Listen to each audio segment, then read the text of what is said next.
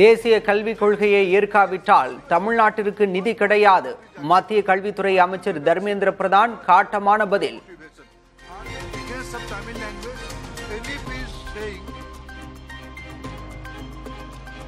40 லட்சம் மாணவர்களின் எதிர்காலத்தில் மத்திய அரசு அரசியல் செய்யக்கூடாது. கல்வி நிதி விவகாரத்தில் நீதிமன்றத்தை நாடுவது குறித்து முதல்வரிடம் ஆலோசிக்க உள்ளதாக அமைச்சர் அன்பில் மகேஷ் பேட்டி. தயவுசெய்து கல்வியில் நீங்கள் அரசியல் செய்யாதீர்கள். ஏறத்தாழ 40 லட்சம் மாணவ செல்வங்களுடைய முழு அந்த எதிர்காலம் அதில் அடங்கியிருக்கின்றது. ஏறத்தாழ ஆசிரியர்கள், பணியாளர்கள் என்று ஏறத்தாழ 32,000க்கும் மேற்பட்டிருக்கின்றவர்களுக்கு நாங்கள் மாதம் சம்பளம் வழங்க வேண்டிய ஒரு சூழ்நிலை. ஏறத்தாழ ஒரு மாதத்துக்கு 76 கோடி ரூபாய் மதிப்பிலும் ஒரு வருஷத்துக்கு 921 கோடி ரூபாய் மதிப்பில் அவங்களுக்கு சம்பளம் மட்டுமே வழங்க வேண்டியது.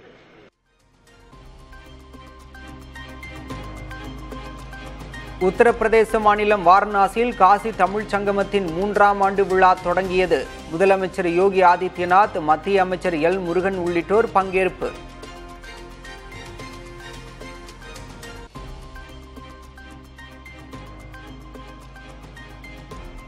காசி தமிழ் சங்கமம் நிகழ்ச்சிக்காக சென்ற தமிழர்கள் மீது ரயிலில் தாக்குதல். கதவின் கண்ணாடி ஜன்னல் வழியே அத்துமீறி நுழைந்து வடமாநில இளைஞர்கள் வாக்குவாதம்.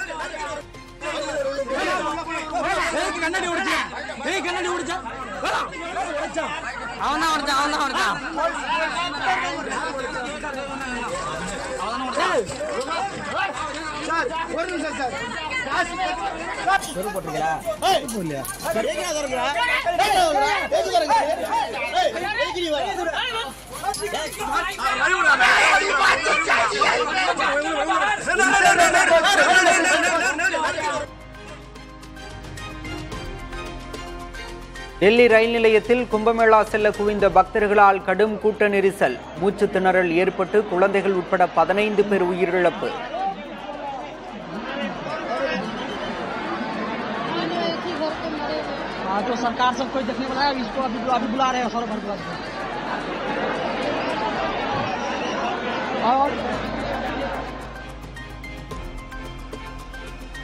டெல்லி ரயில் நிலையத்தில் கூட்ட நெரிசலில் சிக்கி 15 பேர் உயிரிழந்த துயரம். உயர்மட்ட விசாரணைக்கு உத்தரவிட்டது ரயில்வே துறை.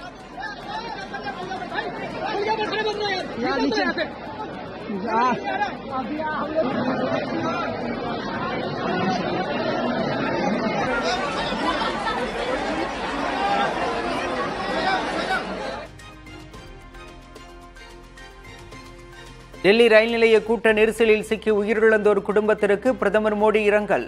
காயமடைந்தவர்கள் விரைந்து குணமடைய பிரார்த்திப்பதாகவும் பதிவு.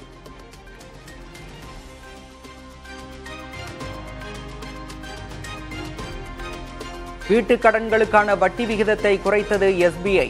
8.50% 8.25% குறைப்பு.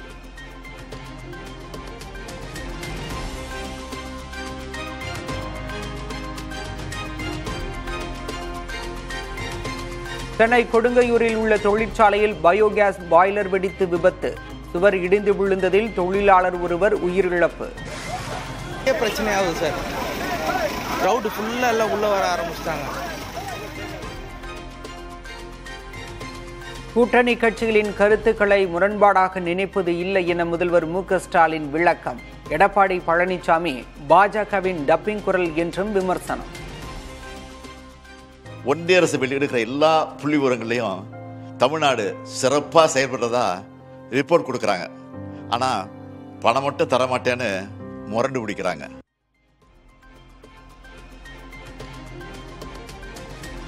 பாஜகவுக்கு டப்பிங் தேவையில்லை, முதல்வர் ஸ்டாலினுக்கு தான் டப்பிங் தேவைப்படுகிறது. EPS பாஜகவின் டப்பிங் குரல் என முதல்வர் விமர்சித்த நிலையில் அண்ணாமலை பதில். முதலமைச்சருக்கு தான் இன்னைக்கு டப்பிங் தேவைப்படுது. அவருக்கு டப்பிங் தேவைப்படுது. அவருடைய குரலாக யாரோ சொன்னது போல அறிவாலயத்திலிருந்து பல பேர் பேசிக்கிட்டு இருக்கிறாங்க. அடிச்சிருவேன், மிதிச்சிருவேன், அப்படி பண்ணுவேன், இப்படி பண்ணுவேன். முதலமைச்சருக்கு டப்பிங் தேவைப்படுகிறது. பாரதிய ஜனதா கட்சிக்கு எங்கேயும் டப்பிங் இல்லை.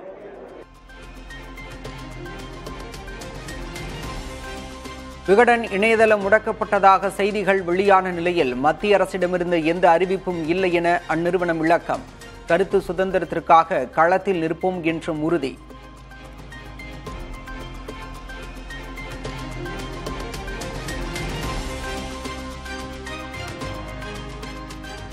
பள்ளிக்கூட நுழைவு வாயிலில் சாதி பெயர் உள்ளது தொடர்பாக தமிழ்நாடு அரசின் பதில் என்ன? சாதியை நிலைநிறுத்தும் நோக்கத்துடன் சங்கம் தொடங்குவது சரியா என்றும் சென்னை உயர்நீதிமன்றம் கேள்வி.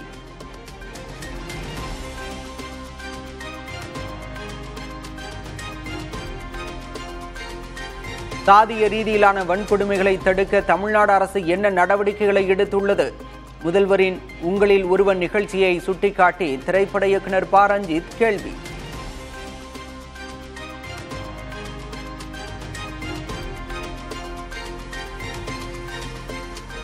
மயிலாடுதுறை அருகே முன்விரோதம் காரணமாகவே கொலை நடந்துள்ளது. மது விற்பனையால் கொலை நடக்கவில்லை என காவல்துறை விளக்கம்.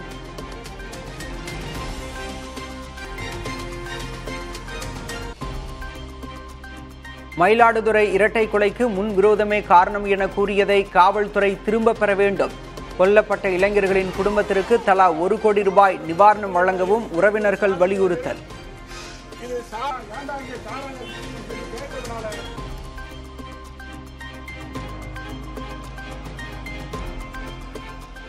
வழக்கை விசாரிப்பதற்கு முன்னரே காவல்துறையே தீர்ப்பை எழுதுவதுதான் ஸ்டாலின் மாடலா? மயிலாடுதுறை இரட்டை கொலையை சுட்டிக்காட்டி அதிமுக பொதுச் செயலாளர் எடப்பாடி பழனிசாமி கேள்வி.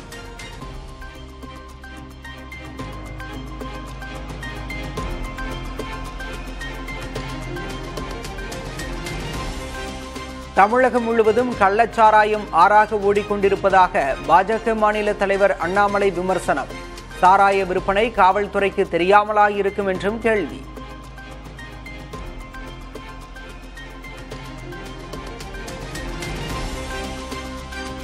வாக்குகளை விற்கும் சந்தையாக தேர்தலை மாற்றிவிட்டதாக சீமான் விமர்சனம். மயிலாடுதுறை இரட்டை கொலைக்கு முன்விரோதமே காரணம் என போலீஸ் கூறுவது வேதனை என்றும் பேட்டி.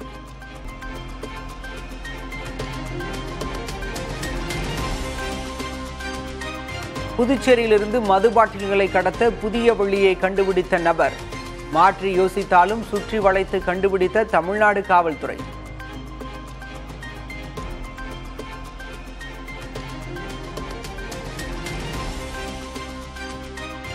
புதுச்சேரியில் பள்ளி மாணவிக்கு பாலியல் சீண்டல் கொடுத்த ஆசிரியர் மீது நடவடிக்கை எடுக்க வலியுறுத்தல்.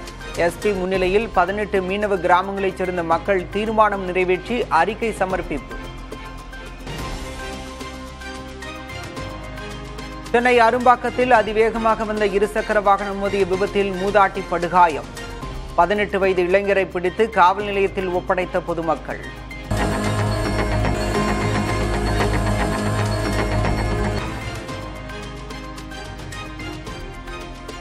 சிவகங்கை அருகே விறுவிறுப்பாகவும் பரபரப்பாகவும் நடைபெற்ற வடமாடு மஞ்சு விரட்டு திருவிழா. களமாடிய காளைகளையும் வீரர்களையும் ஆர்ப்பரித்து ரசித்த கிராம மக்கள்.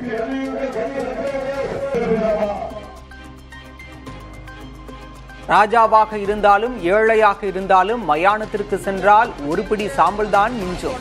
திருநங்கைகளுக்கு நிலம் வழங்க சிலர் எதிர்ப்பு தெரிவித்ததால் நாமக்கல் மாவட்ட ஆட்சியர் உமா ஆவேசம். இது நம்ம கணக்குல நம்ம அவசரமா இருக்கக்கூடாது. அவர் இல்லை, எல்லாரும் மனுஷங்க தான்.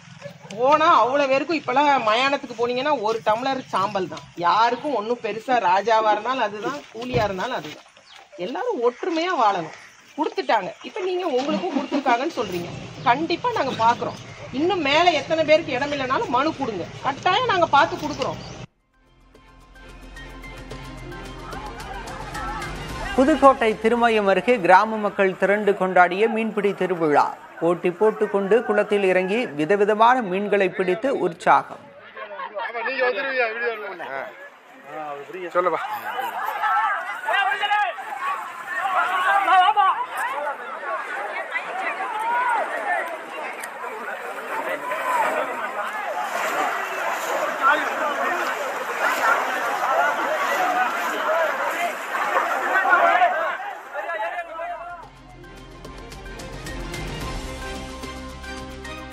சட்டவிரோதமாக குடியேறிய இந்தியர்களை 2ஆம் கட்டமாக நாடு கடத்திய அமெரிக்கா.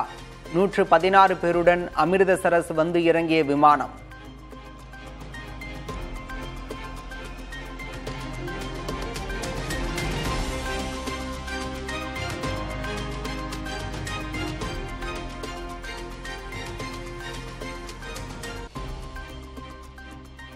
பிரதமர் மோடி பிற்படுத்தப்பட்ட வகுப்பைச் சேர்ந்தவர் அல்ல என்ற தெலுங்கானா முதலமைச்சர் ரேவந்த் ரெட்டியின் கருத்தால் சர்ச்சை.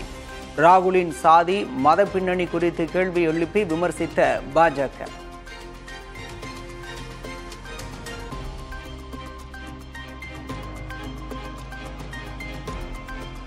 திருத்தணி முருகன் கோயிலில் மகனுடன் தரிசனம் செய்த பவன் கல்யாண்.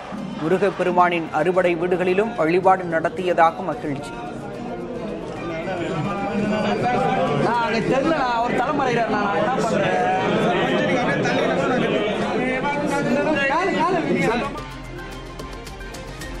டெல்லி முன்னாள் முதல்வர் கெஜ்ரிவால் தங்கியிருந்த அரசு பங்களா குறித்து விரிவாக விசாரணை. மத்திய பொதுப்பணித்துறையின் அறிக்கையை அடுத்து மத்திய ஊழல் கண்காணிப்பு ஆணையம் உத்தரவு.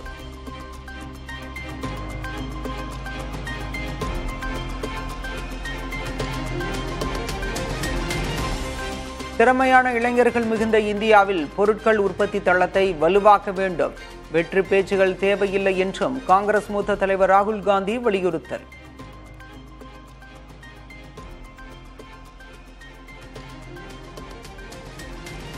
உத்தரப்பிரதேசத்தில் வரதட்சணை தராததால் இளம்பெண்ணுக்கு HIV ஊசி செலுத்தி கொடுமைப்படுத்தியதாக புகார்.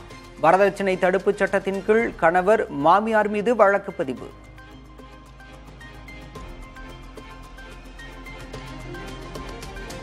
மேலும் 3 இஸ்ரேலிய பிணை கைதிகளை விடுவித்தது ஹமாஸ். உணர்ச்சி பெருக்குடன் காத்திருந்து வரவேற்ற உறவினர்கள்.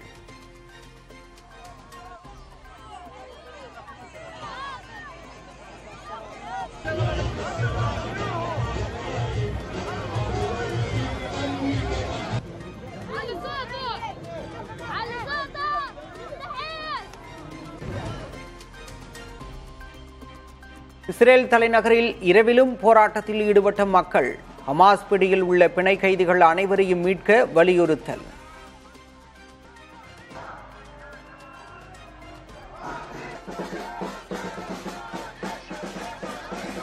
சாம்பியன்ஸ் டிராபி தொடருக்காக துபாய் சென்ற இந்திய கிரிக்கெட் அணி. ரோஹித், கோலி, ஜடேஜா உள்ளிட்டோருக்கு உற்சாக வரவேற்பு.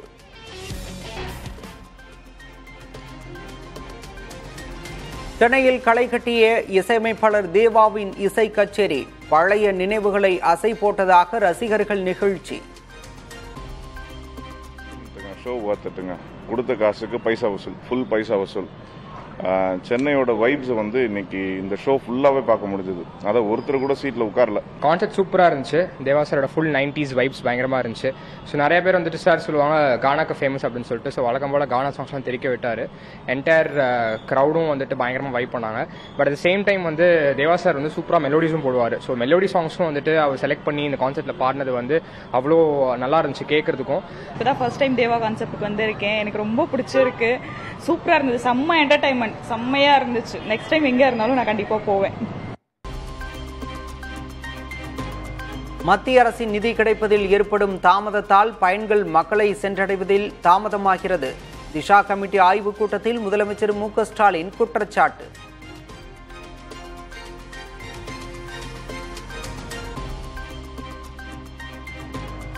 மத்திய அரசு தமிழகத்திற்கு ஒதுக்கும் நிதி போதுமானதாக இல்லை. புதிய தலைமுறைக்கு அளித்த பேட்டியில் விடுதலை சிறுத்தைகள் கட்சி தலைவர் திருமாவளவன் குற்றச்சாட்டு.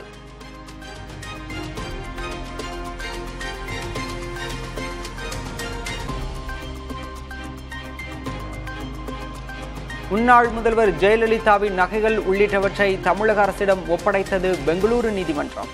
தங்க நகைகள் அடங்கிய 6 ட்ரங்க் பெட்டிகள், 1562 ஏக்கர் நில ஆவணங்கள் சென்னையில் உள்ள கருவூல அலுவலகத்தில் ஒப்படைக்கப்பட்டன.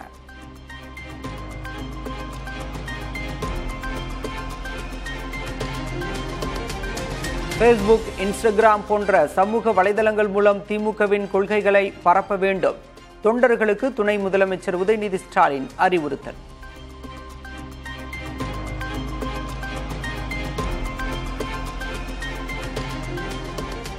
தாவேக தலைவர் விஜயை தங்களது வலையில் சிக்க வைக்கவே ஒய் பிரிவு பாதுகாப்பை வழங்கியதா மத்திய பாஜக அரசு? தமிழ்நாடு சட்டத்துறை அமைச்சர் ரகுபதி கேள்வி.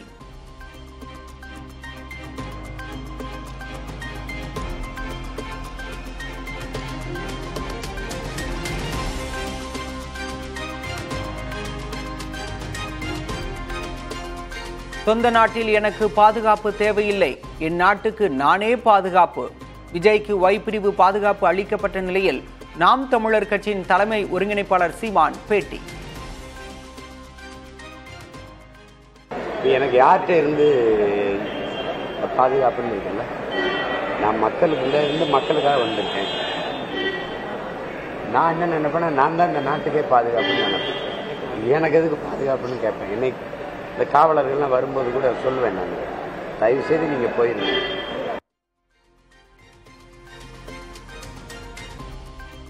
முதலமைச்சர் மு.க.ஸ்டாலின் தலைமையில் நடந்த திஷா கமிட்டி கூட்டத்தில் அதிமுக சட்டமன்ற உறுப்பினர் செங்கோட்டையன் பங்கேற்பு.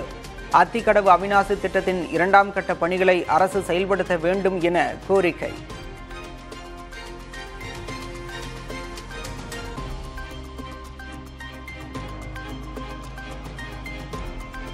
பத்ம விருது வென்ற தமிழ்நாட்டைச் சேர்ந்தவர்களுக்கு கிண்டி ராஜ்பவனில் பாராட்டு விழா. நினைவு பரிசு வழங்கி கௌரவித்த ஆளுநர் ஆர்.என். ரவி.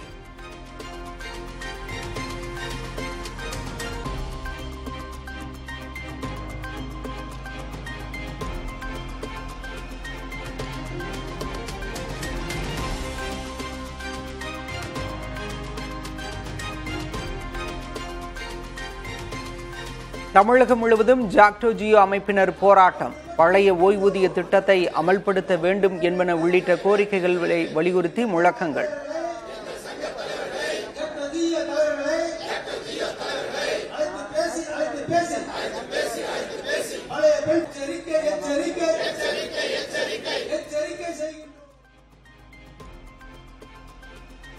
சென்னை அடுத்த பூந்தமல்லி அருகே சாப்பிட்டதற்கு பணம் கேட்ட ஓட்டல் உரிமையாளரை அரிவாளால் வெட்டி கொடூர தாக்குதல். ஒரே இரவில் வெவ்வேறு இடங்களில் 3 பேரை வெட்டி பணத்தை பறித்த 3 பேர் கைது.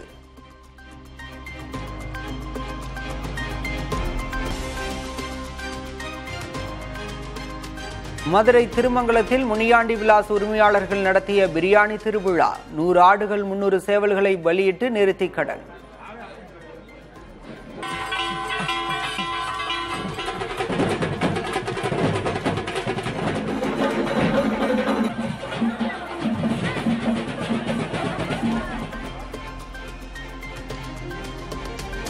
பழனி முருகன் கோயில் உண்டியல்களில் சுமார் 3.32 கோடி ரூபாய் காணிக்கையாக கிடைத்தது.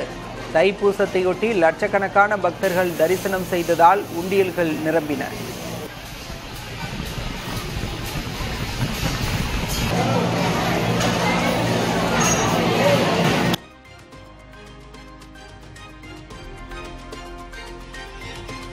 ஆதியன் சமூகத்தினருக்கு பழங்குடியினர் சாதி சான்று வழங்குவது குறித்து ஆய்வு செய்ய குழு அமைப்பு.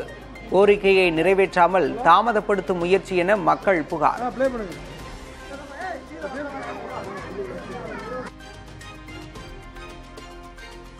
சென்னை கே நகரில் மாத சம்பளத்திற்கு ஆட்களை அமர்த்தி ரேசன் அரிசி கடத்தியதாக புகார். காவல்துறை நடவடிக்கை எடுக்கவில்லை என பொதுமக்கள் குற்றச்சாட்டு.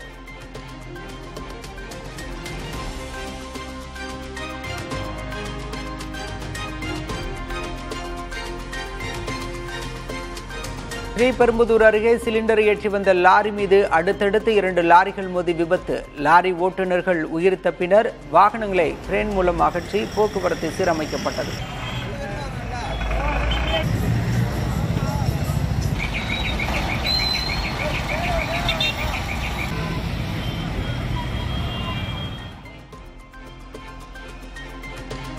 அரசமைப்பு சட்டம் இயற்றப்பட்டு 75 ஆண்டுகள் கடந்தும் மரண தண்டனை அவசியமா என்பதை சுய ஆய்வு செய்ய வேண்டும். நாடாளுமன்றம் மற்றும் நீதித்துறைக்கு உச்சநீதிமன்ற நீதிபதி அபய் அறிவுறுத்தல்.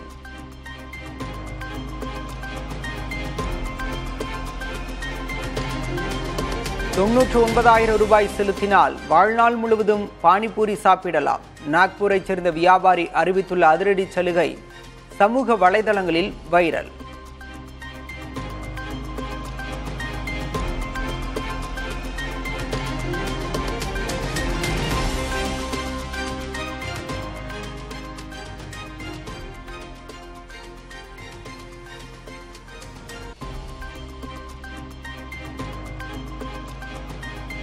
இந்த ஆண்டில் இதுவரை பங்குச்சந்தை முதலீட்டாளர்களின் பங்கு மதிப்பு 45 லட்சம் கோடி ரூபாய் அளவிற்கு வீழ்ச்சி. சர்வதேச பொருளாதார அரசியல் சூழல்களும் அந்நிய முதலீட்டாளர்கள் தொடர்ச்சியாக பங்குகளை விற்பதும் காரணம்.